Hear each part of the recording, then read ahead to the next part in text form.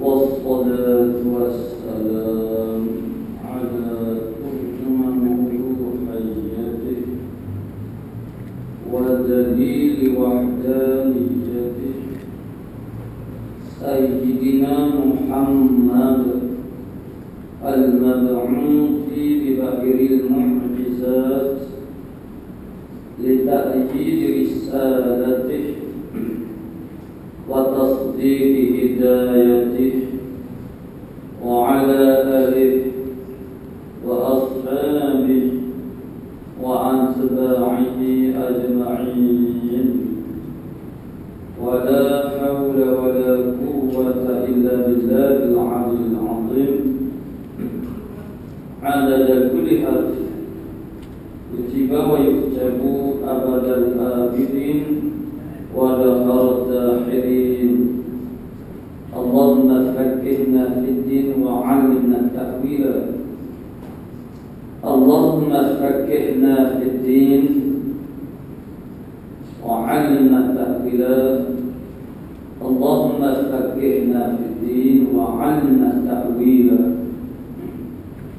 اللهم رب اشرح لي صدري ويسر لي أمري واحلل عقدة من لساني يفقهوا قولي أما بعد فقال الشيخ المؤلف رحمه الله تعالى ونفعنا بعلومه في الدارين آمين يا رب العالمين. روي عن النبي صلى الله عليه وسلم اطلبوا العلم ولو بالصين فإن طلب العلم فريضة على كل مسلم إن الملائكة تضع أجنحتها لطالب العلم رضاء بما يطلب رواه Ibn Abdul Bar. Tuntutlah kamu akan ilmu walaupun di negeri Cina jauhnya, karena menuntut ilmu itu fardu di atas tiap-tiap orang Islam. Bahawasanya malaikat itu meletakkan sayapnya ke atas belakang penuntut ilmu karena suka dan redha dengan tuntutannya. Wala musannif rahimahullah ta'ala. Hadis ini sepatutnya kita baca minggu depan. Di Ambo Telaga tak ada yang memang banyak lepas sudah. Terkait hadis ini tu, minggu depan. Kenapa ni tu? Kenapa hadis menuntut ilmu? Jadi hadis ini hadis yang sangat masyhur inda nas, mana sisi manusia. Masuk masyhur dengan makna banyak diketahui oleh kita sama ada kepala dia ataupun pelatihan agama ataupun di tengok-tengok. Jadi kata Nabi sallallahu alaihi wasallam, "Utlubul ilma walau bis-sin." Tuntutlah oleh kamu akan ilmu. Maka kita faham kata al-ilma mana apa ilmu di sini?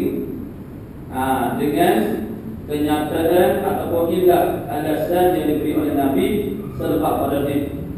Jadi bahagia orang yang mengaji bahasa ataupun nahwu, perkataan al-ilma itu ada alif lam dibagi. Alif lam mana al-ilmu mana ilmu itu maksudnya ilmu yang tertentu. Mana bukan sebarang ilmu itu tidak. Kemudian ini dia panggil Goyuh di mana sehingga-hingga.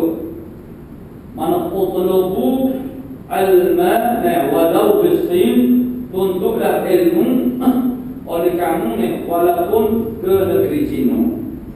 Walaupun ke negeri Cina itu dia panggil goyuh.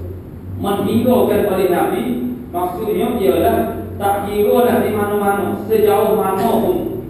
Nisbah kepada zaman Nabi kita sallallahu alaihi wasallam, mana tidaklah al-pagi Nabi dan sahabat-sahabat pada masa itu mengetahui keadaan negeri-negeri yang ada di seluruh dunia Jadi di antara negara negeri yang agak jauh daripada tanah Arab, yang pernah diketahui oleh orang zaman itu ialah Cina.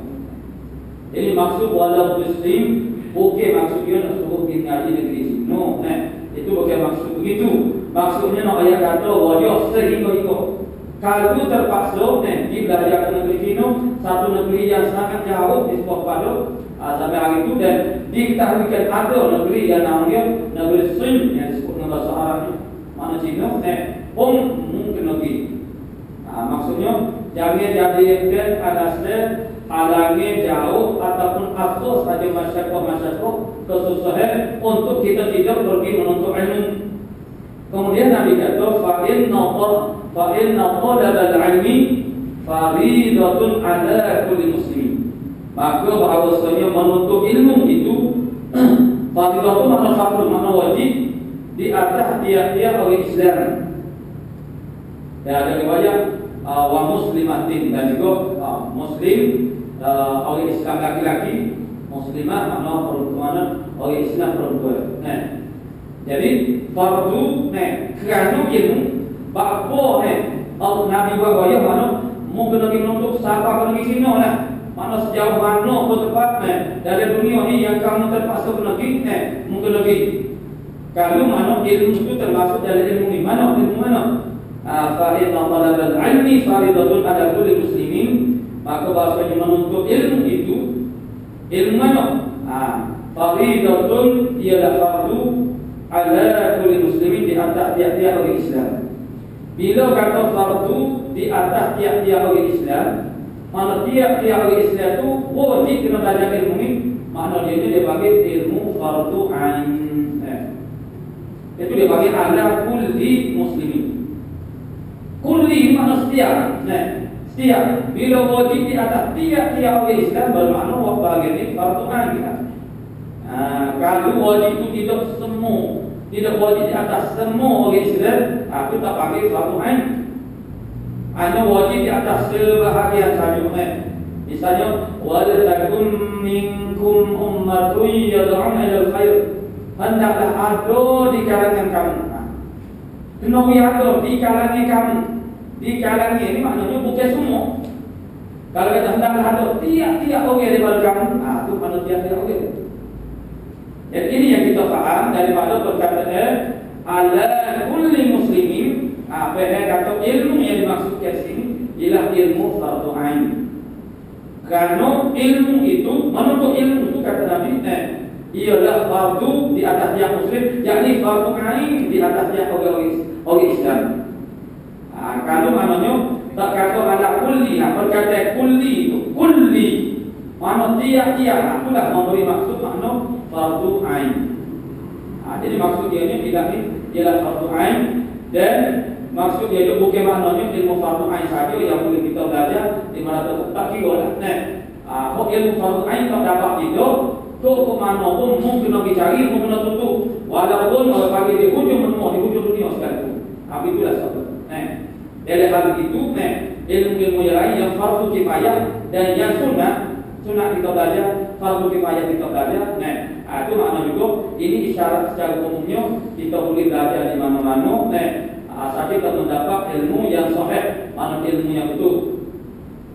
Kemudian yang Nabi ayat dulu, kelebihan bagi orang yang tahu dari segi hukum dia, fardu ain, mana ilmu fardu ain. Dan yang keduanya innal malaikata bagi data. Sesungguhnya para malaikat tad'u ajnahatiha li talibil ilmi.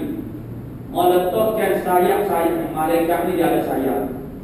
Malaikat dengan rupanya asalnya tu ada sayap, bukan dua sayap ibu begitu. Banyak.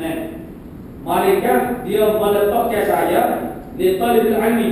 Ada terjemah tu dikata di atas dan maksudnya sekarang macam sekarang ini dia bagi majlis ilmu. Kita ni sedang menuntut ilmu. Ada lagi ahli yang lain yang mana menyebut bahawasanya malaikat bagi apa? Melebarkan sayapnya di atas berbagai menaungi kita orang sedang menuntut ilmu ataupun orang dalam majlis ilmu. Jadi apa tu? Ridhaan bima yaqlubu, Kerana mereka makna syukur, berkenanya dia. Nah, kerana syukurnya malaikat ni dengan sebab apa yang dituntut mana dengan sebab kita hidup menuntut ilmu. Mana malaikat dia orang panggil melebarkan sayapnya, menaungi orang yang sedang belajar, kerana dia kena sangat, dia setuju sangat, dia sokong sangat, ini bagi sokong yang moral. Dia belajar itu makna dia istighfar. Pada penuntut itu dulu minta ampun bagi kesalahan mereka terhadap Allah Subhanahu Wa Taala. Ini menandai sokongnya batu daripada mereka terhadap orang yang menuntut ilmu. Mana malaikat dia kena sangat-sangat kalau orang itu menuntut ilmu. Sehingga dia menghamparkan sayapnya, menaungi, bagi majlis ilmu itu. Ini kita tahu dan kita yakin dengan sebab beritanya daripada Rasul. Kalau kita nak buktikan benda ni tak boleh nak bukti. Kalau orang panggil malaikat itu ialah berada sebagai alam yang lain daripada alam kita. Alam kita dipanggil alam syahadat. Alam syahadat malaikat ni alam gaib. Seperti alam dari kubur. Nabi kata innamal qabru rawdatun min riyadil jannah wa ufratun min hufarin nar. Hanya kubur itu ialah satu taman daripada taman syurga ataupun boleh jadi juga satu lubang daripada lubang neraka. Terang kita tinggal di kubur orang mati tu, tanya orang mati tu. Ada kalau jumpa satu taman itu di antara dua tu. Kalau tidak satu taman bermakna satu gaung, satu lubang daripada lubang neraka. Tak jumpa orang ini. Karena benda ini berlaku pada alam yang lain, alam gaib. Bila kita gali dah banyak ulama dari tadi, apa yang ditemui ialah bagi tulis-tulis kubur balik telah luput. Yang tiga tulis menulis. Tentang apa yang berlaku yang diceritakan oleh Nabi yang berlaku pada masa alam barzakh ini, benda tu kita tak boleh nak temui dia dan kita tanggapi kapan cakap dulu kita tak boleh. Itu tapi kita yakin begitu. Sama lah sekali kita yakin di kali kita ni ada mereka yang mencatat segala amalan kita. Tapi nak buktinya tak boleh. Semua ni dia panggil video oleh beriman. Beriman dengan perkara yang gaib yang diberitakan oleh Allah dan Rasul. Wajib dia kena Allah panggil benar dan kena terima bagian. Jadi seumpama ni bagi orang yang tidak beriman, ini boleh jadi dia rasa macam tak percaya. Dia kata yo tu, itu masalah tak beres, masalah iman. Bila tak beres masalah iman, payahlah masih bagi ini tak dapat kita tak ada bukti. Ada pun benda-benda lain umpama misalnya semaya ni, kita semaya umpama ni benda yang kata-kata orang panggil sulit juga, tapi akhirnya ada benda yang boleh dibuktikan. Misalnya ada orang panggil pensyarah universiti tempat kita yang buat kajian tentang orang yang semaya dan mereka menulis buku hasil pada kajian mereka mendapati bila kita semaya IQ kita ni akan meningkat. Itu adalah cara metode dia, prosedur dia, cara pengkajian itu mana adalah bagaimana boleh mengesan makna dia kesan IQ kita ni jangan bila kita daripada diam bila rokok IQ kita tu meta IQ kita akan meningkat. Apabila sujud lagi dia naik. Jadi benda yang macam itu juga benda yang agak orang panggil sulit untuk kita tahu, tapi masih lagi boleh dibuktikan. Tapi sekali malaikat sudah ada menaungi kita nak bukti macam mana? Tak boleh dibuktikan dengan bukti yang ada. Hanya kita yakin dengan berita daripada Allah dan Rasul. Dengan sebab itu kita dapat merasai. Ini dia panggil sifat ihsan. Orang yang ada sifat ihsan dia dapat merasai. Dia dapat merasai bahasanya orang panggil majlis ilmu ini dipenuhi dengan keberkatan. Masjid dia terasa. Bila masuk masjid, maka secara otomatik akhlak dia terjaga dengan partai lagi yang tak boleh buat. Tapi bagi orang yang tak beriman dia masuk di masjid tapi dengan penuh biadab. Dengan orang panggil maknanya bagaimana sekali lah maknanya. Pokoknya masuk masjid ini bukan ahli semaya umum, bukan ahli semaya saja. Itu kain-kain orang panggil masuk antara orang panggil satu semaya dan satu semaya. Ada orang mereka yang sampai singgung hanya sekadar untuk bahagikan orang panggil belajar saja. Dengan orang panggil maknanya kadang-kadang siapa mereka yang berhadap besar pun ada masuk masjid. Itu mana benda yang nak panggil tepat tu dia tak kasut mana benda tu macam tak boleh. Orang beriman dia kasut. Benda yang tak boleh tu walaupun benda tu tak nampak sekali. Jadi begitulah. Jadi terkasut keberkatannya kerana ada malaikat-malaikat yang sedang menyokong kita yang berkenaan sangat suka sangat dengan perbuatan itu. Jadi dalam hal ini yang pertamanya Nabi memberi kesedaran tentang ilmu yang fardu ain itu tak boleh kita hambakan, sehingga kita perlu berbagai kalau terpaksa kena pergi sejauh-jauh negeri. Itu pun makna terpaksa kita rela, amalan kita rela. Dan bahasanya orang menuntut ilmu ini yang kelebihan dia disayangi dan maknanya disukai oleh para malaikat. Qala musannifu rahimahullah ta'ala, hadis yang kedua sabda Nabi sallallahu alaihi wasallam, "U'budillaha ka'annaka tarah, fa in lam takun tarah fa innahu yarak, wasud nafsaka ma'al mauta, wa taqi da'watal mazlum fa innaha mustajabatun." Rawahu Abu Nu'aim an Zaidin ibn al-Arqam. Diriwayatkan hal ini oleh Abu Nu'aim. Abu Nu'aim itu Abu Nu'aim baca dengan tasbih. Wazan tasbih, wazan fu'ail. Abu Nu'aim an Zaidin ibn al-Arqam. Jadi hadis ini dalam istilah pengajian hadis ini dia panggil hadis mukarrar. Hadis berulang. Cuba ganti hadis yang minggu lepas kita baca U'budillaha ka'annaka tarah. Ni u'budi asbah Kalau tak serupa sikit wa'udda nafsaka fil mauta. Ni wa'subut nafsaka ma'al mauta. Berkata fa'ilam takun tarah fa'innahu yarah. Itu tak ada minggu lepas.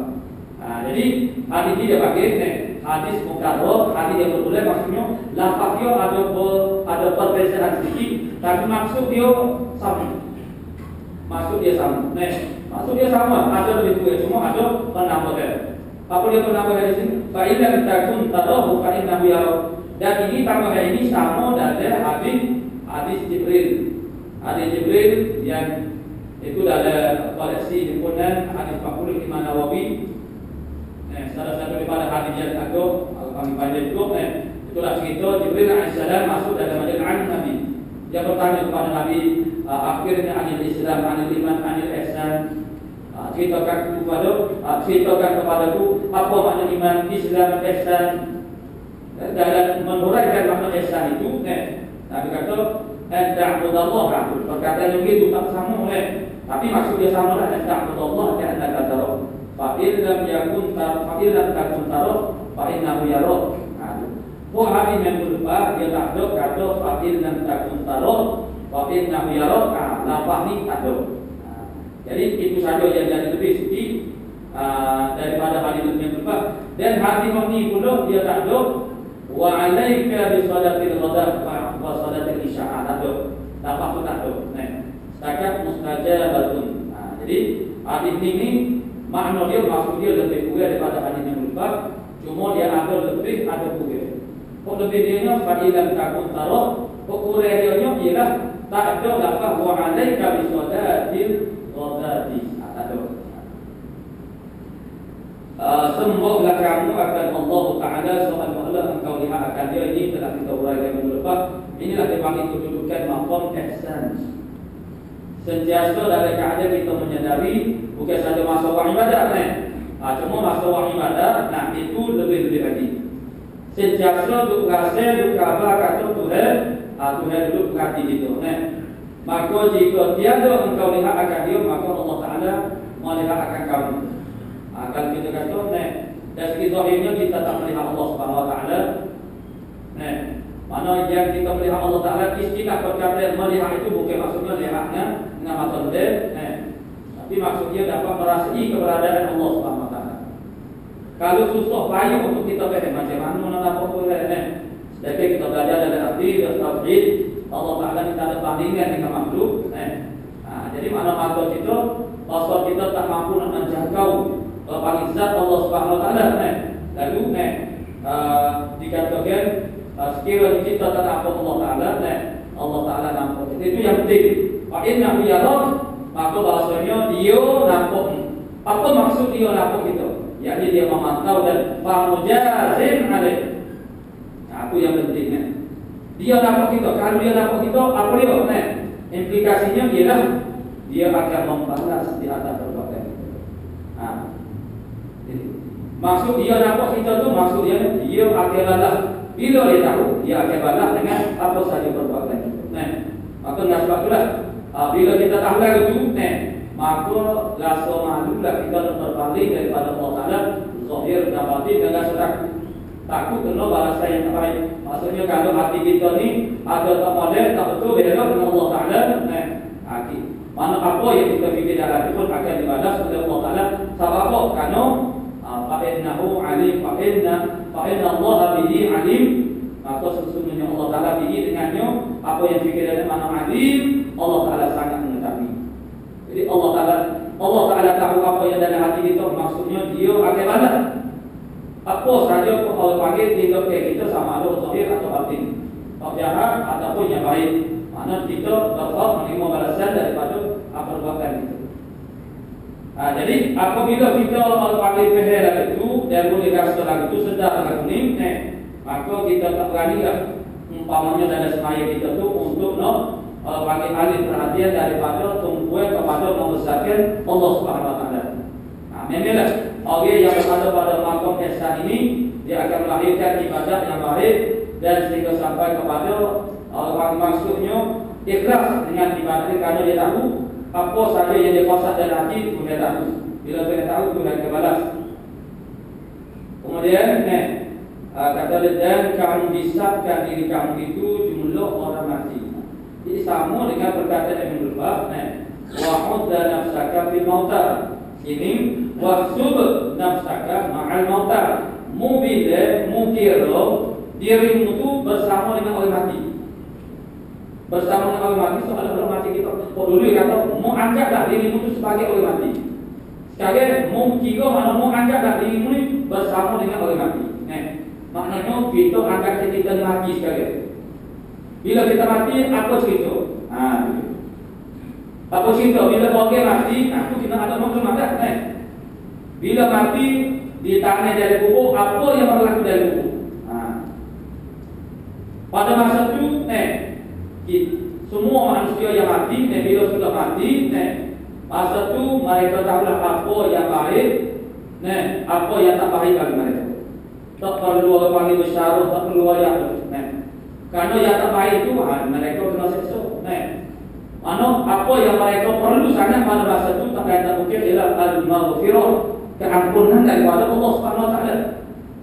Jadi kalaulah kita boleh gambarkan kita mati, dan kita diperlakukan sebagaimana orang yang telah mati di soal muka nakir dengan Allah panggil azab kubur yang berbagai-bagai jenisnya, dan pada masanya macam mana. Jadi yang mana daripada itu ada beberapa ayat yang Allah Taala menceritakan tentang penyesalan orang yang telah mati, khususnya minal mujrimin, daripada penjenayah pelaku-pelaku dosa yang mana mereka minta dengan Allah Taala supaya hantar balik ke dunia semula. Bakpo tu dia suruh Allah Taala minta dengan Allah atas semula ke dunia kerana dia nak bagi amalan-amalan dia. Dia nak buat benda sepatu dia buat di atas dunia masa dia hidup dulu, dia tak buat, dia nak buat sekali. Tapi kena pergi ke dunia semula, tapi itu Tuhan tak izin. Jadi sekalian cara memikirnya yang sangat maju ialah maksudnya untuk kita jadi maju dalam hubungan dengan Allah Taala, jadi ilmu dan ibadah, ialah kita kena anggapnya sekali kita mati. Macam mana orang mati diperlakukan dari kuburnya pada masyarakat. Sebab itulah Nabi kata, kafa bil mauti mau'izah. Cukuplah dengan kematian itu sebagai mau'izah, peringatan dan penasihat. Sebab itu kita dianjurkan ziarah kubur. Sama ada mengantarkan mayit ke kubur ataupun yang telah dikubur kita selalu menziarahi, khususnya pada hari Jumaat.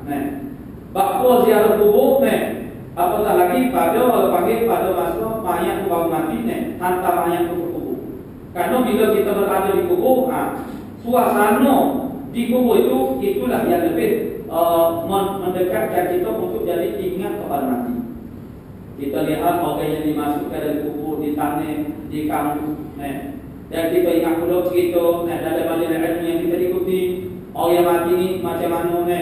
Mana orang tiga tu juga kau malaikat mari selalu. Yang baru panggil malaikat bukan lagi yang mari ngacomnya atau mari ngakuduknya. Tengok tak? Jadi di situlah kesempatan dan perlu yang terbaik untuk kita mengimbau rasa. Nak tarik rasa maksudnya untuk kita nak menggambarkan. Kalau nak kita duduk tepat orang mati sana, apa yang berlaku pada itu? Jadi dengan maklumat-maklumat yang kita ada tentang apa yang berlaku dalam tubuh di pada masa, maka bila itu marilah satu perasaan dan satu aku bahasa tugum sehingga bagi kita boleh ajar kita untuk hidup dalam keadaan hidup sepenuh sangat. Karena Nabi kata macam Nabi kata, mungkin pada sahabat kalau mu tahu suku aku tahu. Nabi kata kepada sahabat-sahabat, kalau lah kamu tahu suku aku tahu. Kalau ilmu kamu ni suku dengan ilmu aku. Mana kalau mu tahu suku yang aku tahu, sudah tentulah kamu orang panggil banyak menangis dan kurang ketahuan. Sekali kita ni banyak suku, banyak seronok, banyak galuh, jaga-jaga menangis. Pokok tak menangis langsung. Dan kalau menangis pun menangis kerana apa? Kerana dukuk dunia terdapat oleh dunia kita dunia. Bukan menangis karena ingat kehidupan di akhirat dulu macam mana dulu. Jadi kalau kita boleh tahu, hakikat segala sesuatu supaya Nabi tahu, supaya Nabi nampak, kita nampak, supaya Nabi nampak, sudah tentu kita ni, nak supaya upaya. Duduk dalam keadaan rasa takut, ringan, rasa belum, mana kami suka mana sekolah saja oleh karena merohikan manusia, merohikan orang yang berada seperti kita saja. Itu kalau kita tahu supaya Nabi tahu mana supaya ilmu Nabi. Itu ni dia panggil metode ataupun cara kita nak tahu rasa takut tentang apa saja amalan kita di atas dunia ni akan dipertanggungjawabkan. Jadi akan ditanya tiap-tiap satu persatu, kecil besar semua tu akan tanya lalu. Jadi bila kita letih begitu, mana kita duduk ingat semua tentang mati dengan keadaan. Bukan maksudnya ingat mati mana aku ni pasti akan mati, aku mati, semua orang mati. Itu tidak jadi. Itu tak memberi kesan kepada nak menisahkan diri itu. Ingat mati maksudnya ingat bila kita mati apa yang berlaku. Itu maksud ingat mati. Apa yang sangat kita perlu. Jadi bila kita kalaulah kita ni boleh sekali kita tak dapat merasai kehidupan sampai pada mati lagi.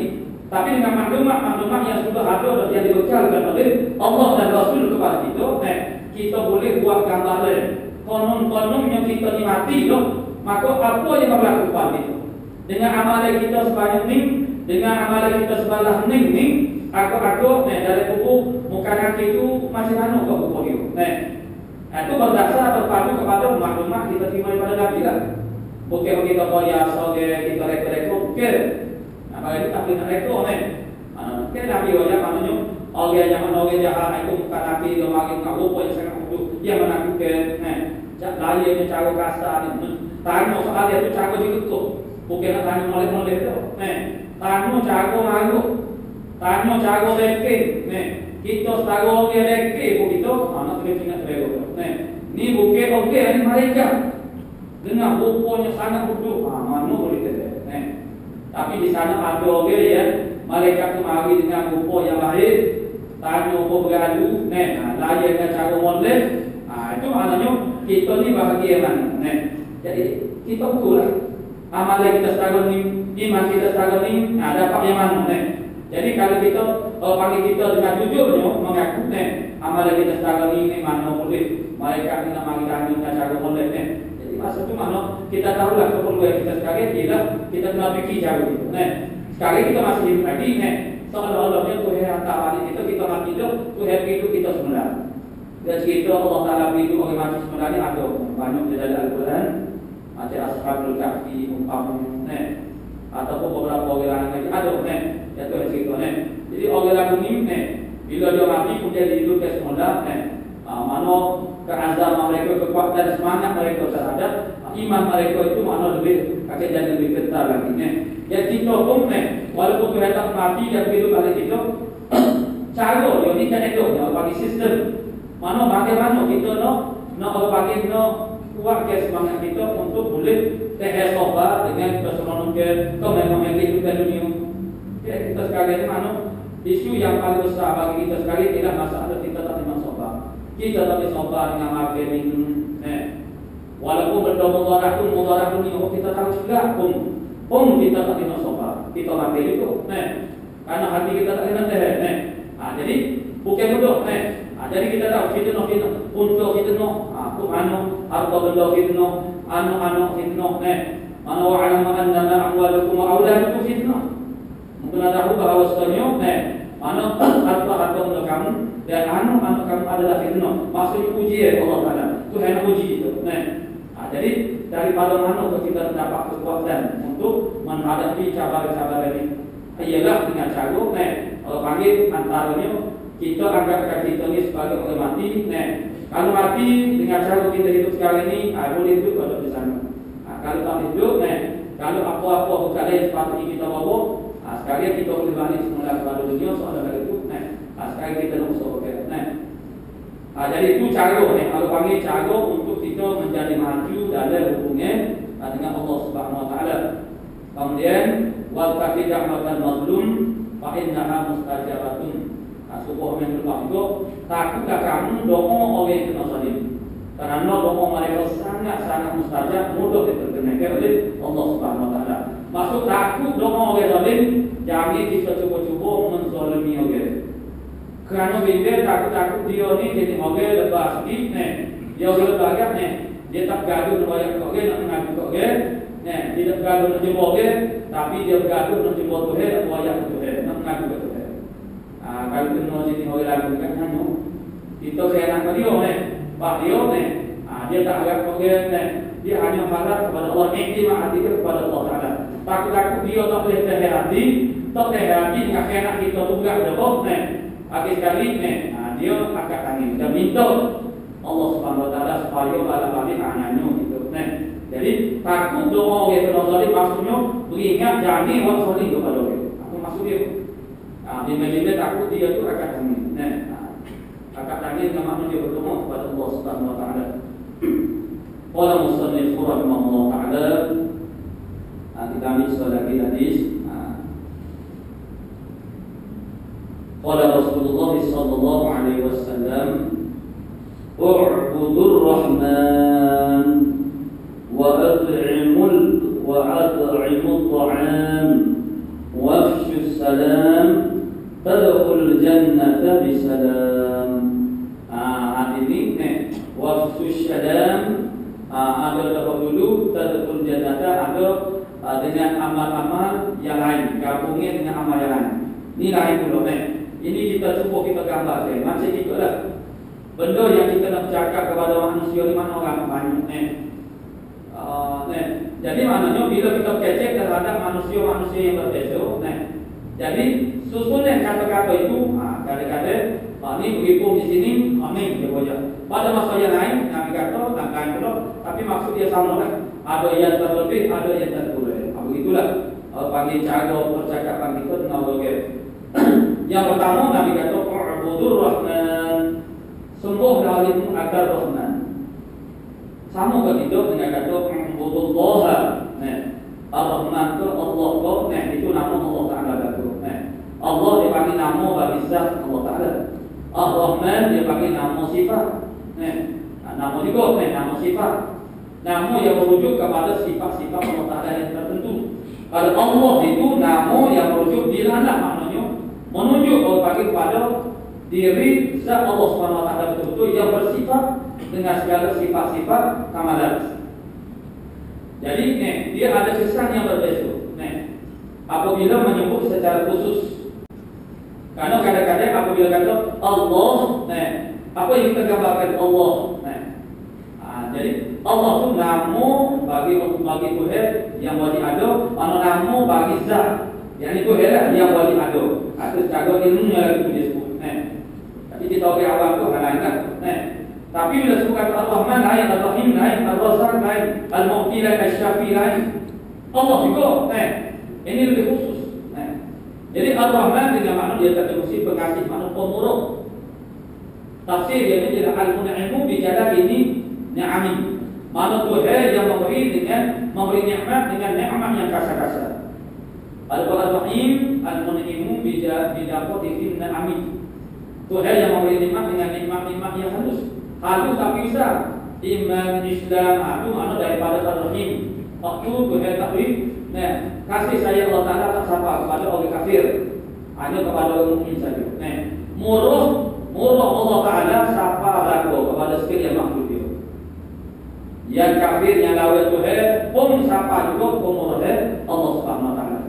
Karena murah itu maksud dia tidak pemberian nikmat dengan nikmat yang kasar-kasar. Gaulnya nikmat yang kasar-kasar, kesehatan itu maksud dari nikmat yang kasar-kasar itu.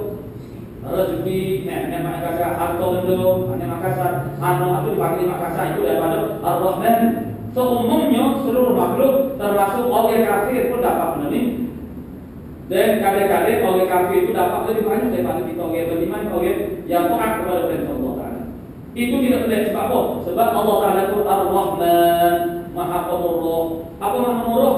Beri dengan tidak pilih kepada siapa dia yang diberi. Atau murah semati. Kalau itu makhluk ini tidak ada sebenarnya yang murah, bersifatnya murah. Sebab makhluk ni ke mana pun dia murah ya orang panggil cair dan menitik semua tu kira siapa dia orang yang dia suka, dia pilih-pilih tengok orang dulu nak hukum itu makhluk Allah Ta'ala dia tak pilih pakai pilih tu itu dia panggil murah semati. Orang kafir tu yang pilih banyak itu itu kerana dia Ar-Rahman. Tapi makna iman, Islam, ilmu, hidayah, taufik itu berarti kepada orang beriman saja. Sebab dia Ar-Rahim yang memberi nikmat dengan nikmat yang halus-halus. Jadi bila Nabi kata U'budur Rahman, ini dia bagi bahagian bagian pasir hati. Bila sebut kata U'budullah, sembahlah olehmu akhir Allah. Jadi dia tak nampak gambarannya. Bila sebut U'budur Rahman, sembahlah Tuhan yang bersifat dengan pemurah. Bisa kita balik di sini kita kata ayo, seorang ayo anak bapa. Ni anak dia kecek kasar dengan dia. Jadi orang lain saya kata, jangan itu lawan, jangan kecek kasar dengan yang untung. Pom ke tidak pom bapa. Tapi kadang-kadang kita alih dia bagi kita panung berbagai kan. Jangan itu lawan dengan orang yang dimakai orang itu jagung. Itu lagi tu. Tapi orang pun pula Jadi kadang-kadang manusia ni ada dia tak kan bila sebut kata dia tak pula bapa misal dia Tapi bila sebut secara umumnya itu dia tak nampak jasa, budi, kebaikan, kesanggupan ibu bapa Tapi kalau jangan lawan, jangan berkasar dengan orang yang menjaga untuk hero menjaga kecil kaki. Itu maknanya dia panggil U'budur Rahman. Semua olehmu akhir Tuhan yang bersifat mengamuruk, yang memberi segala keperluan kamu, yang menjaga kamu daripada mudarat. Sebut begitu boleh jadi semua orang dia lebih orang panggil nyaku panggil. Dia lebih tegas tu. Dia rasa tersentuh. Nak sentuh ni masalah apa? Nak sentuh hati manusia. Sentuh hati manusia ni bukan katanya dengan perkataan. Sebab itulah pendakwah dia kena pelbagai perkataan. Orang ni dia kena kecil barang ni, orang lain kecil barang lain pula Dan orang yang sama boleh jadi kita kena terang dengan cara yang berbeza. Kadang-kadang kita wajah lagu ni, dia bukan dia tak fair, tapi tak masuk ke mana. Wajah cara lain, terang cara lain. Orang mudah-mudahan dia tu boleh tersentuh. Tak boleh juga terang cara lain, kita terang. Karena kita tak tahu. Sehingga dah Allah panggil, sebab itulah kadang-kadang Allah yang mendengar umpama dia tak sama ni hina ustaz ni.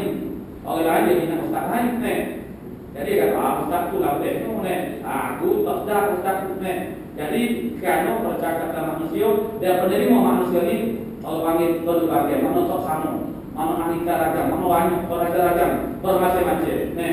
Jadi kita tak boleh malu lah. Apa mau minat ustaz aku minat ustaz tak malu. Kerana Allah panggil jiwa dia tu tak sama dengan jiwa kita. Jadi bagi pendakwah pula dia ada kebolehan yang tertentu.